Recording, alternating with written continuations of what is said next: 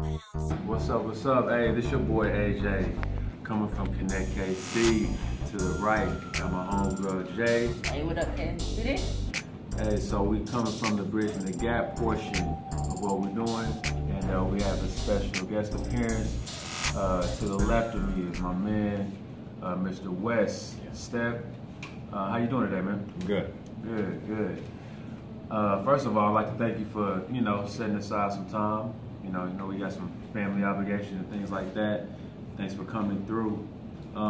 Sharing just a little bit about your company, Sabre Company Incorporated. Just first off, what do you do? Well, first off, Sabre Company in itself is a sports, performance, and lifestyle brand.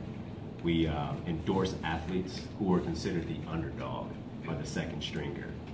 And we basically help them be able to become better by providing them with apparel, stuff like that, to be able to connect them with their own community too as well. So it's a win-win for everybody. Yeah. So just some background, a little bit of background on yourself. Were you born and raised here in Kansas City, or where are you from? Well, unfortunately, not just born and raised in Kansas City. I was all over the place. Okay. Texas. You would consider me a military baby, but unfortunately that wasn't the case. It was just kind of what happens with our family. But I was in St. Louis, Kansas City, but majority of the time I grew up in Kansas City, and Liberty, Missouri is where I graduated. Okay. Yeah.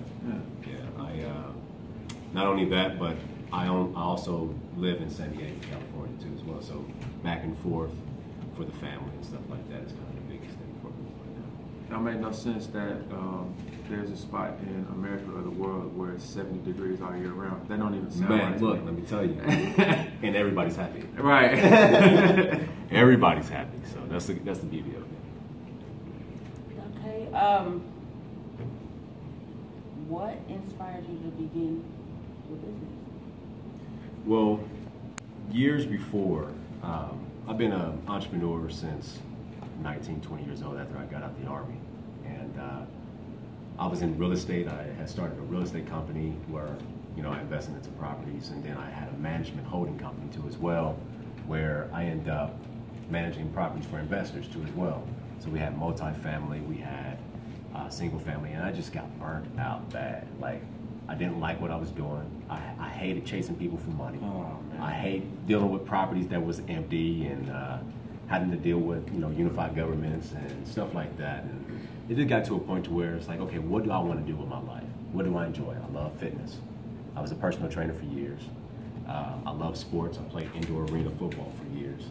And it was like common sense, so I jumped back into that, and it's made me more happier since I joined doing that than it was for me in real estate. Yeah. So it almost seems like what you're doing, it's almost like you wouldn't consider it as a job. Like, it's something that you actually love doing. Like, that's the only way it works for me. Yeah. I can't do anything that's gonna pull my energy. It has to literally be a connection. It has to be something that uplifts not only me, but everyone around me. Yeah. And that's the beauty of what I want to do and what I've done. Sounds like you definitely operating out of abundance. For sure. Yeah. For sure. And I know you said, unfortunately, you moved around St. Louis, different cities and things like that. But I think it's awesome because you got culture. Yeah. You can definitely made say friends. that, yeah. It's a switch of the mindset. Yeah, for sure. So what is it? What is it that you feel separates you from others that are doing the same thing that you're doing, as far as like this, your niche? Yeah. Where you feel like your niche is? Well, the beauty of what I do in general is that I'm not just horned in on just one thing. I get motivated from meeting new people, helping new people, stuff like that. What makes me the difference, though, I have to say, is my hunger for it. No matter how much I work, and I literally work 20-something hours a day. I'm literally probably today I probably only get 4 hours of sleep. No clock out. Yeah, it's just one of those things. It's not that I'm sleeping, I'm resting because I need more energy for tomorrow, that type of thing. But I want to be better for my kids. I want to be better for those who are following me. And I think that's what sets me apart a little bit, other than my name My beauty. Yeah. You know, nah, we good. Yeah. Yeah. Oh, beauty.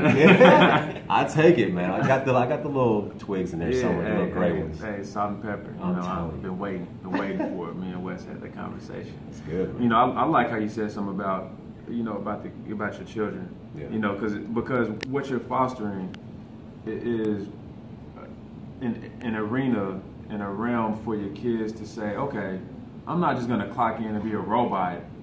And, you know, even if it's making six figures, like there's no dollar amount. Correct. I don't think there's any dollar amount that you would take for you to have someone to call boss. Correct.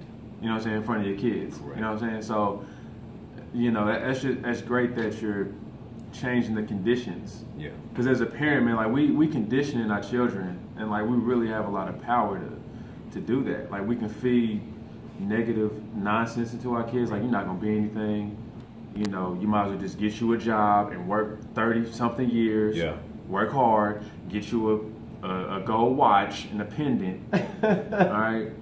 And then when you old and decrepit, that's when you start traveling after the kids move out. No, it's unacceptable. Yeah. Unacceptable. I've taught my children. I have a 13-year-old, I have a 7, and I have a 4 now. And it's gotten to a point to where my kids do not believe in working the traditional way at all. Yeah. And that's at 13. My daughter's already talking about owning her own company. So it's one of those things. It's like, look, education's great. Yeah.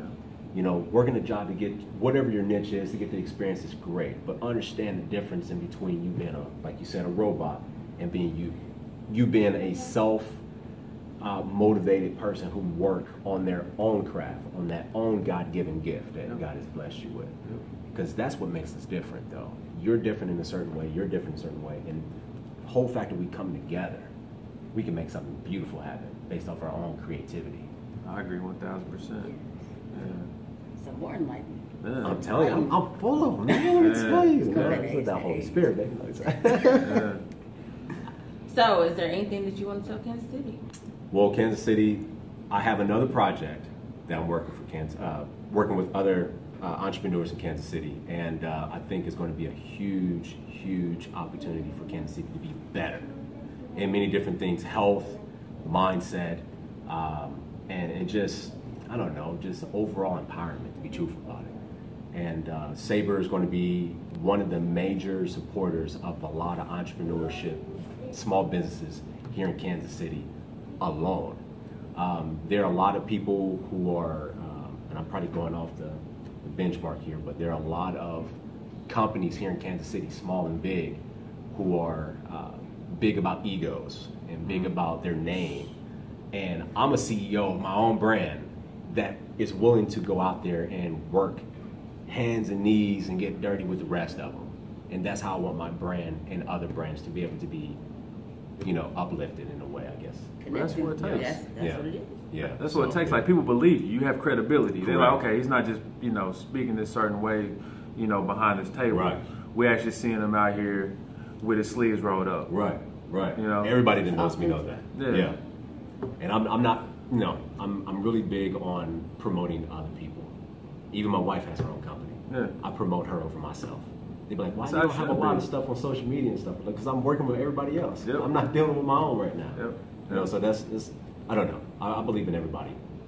I believe everybody has a benefit somewhere. And I think Kansas City is one of the #1 places to be. You're right dab in the middle of the freaking country, where you have the benefit to be anywhere, literally anywhere, in a matter of hours, sometimes even minutes.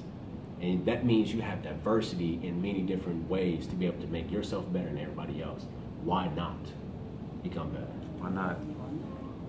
Why not? Well, we thank you for coming in and Hey, giving Wes, us some knowledge. How can we get a hold of you? You know, for the listeners, things like that. Social media, I'm on there, obviously. Facebook. I just now got what's that, Periscope? Yeah. I don't know much about it. Yeah. Twitter. I mean, all social media. You can find me at Wes Steep, 2 P's, 2 S's with Wes, 2 P's with Step. YouTube, I believe it's Wes Michael Step. That's my full name. And if you need to email me, more than welcome to. I'm an open book. It's wes@sabrebrand.com. That's SABRBRAND.com. I don't know if they call it that, but Yeah, you guys can put that. They definitely did that. All right, man. Well, hey, Sure. we definitely appreciate you stopping through. Sure. Yes. Hey, you know, this Connect KC, you know, we out here making these connections, and you know, it's a lot of love here. We sharing vibrations, we sharing abundance, and I'm excited about where we're going and where we are. So until the next time, peace. We love you. Stay elevating.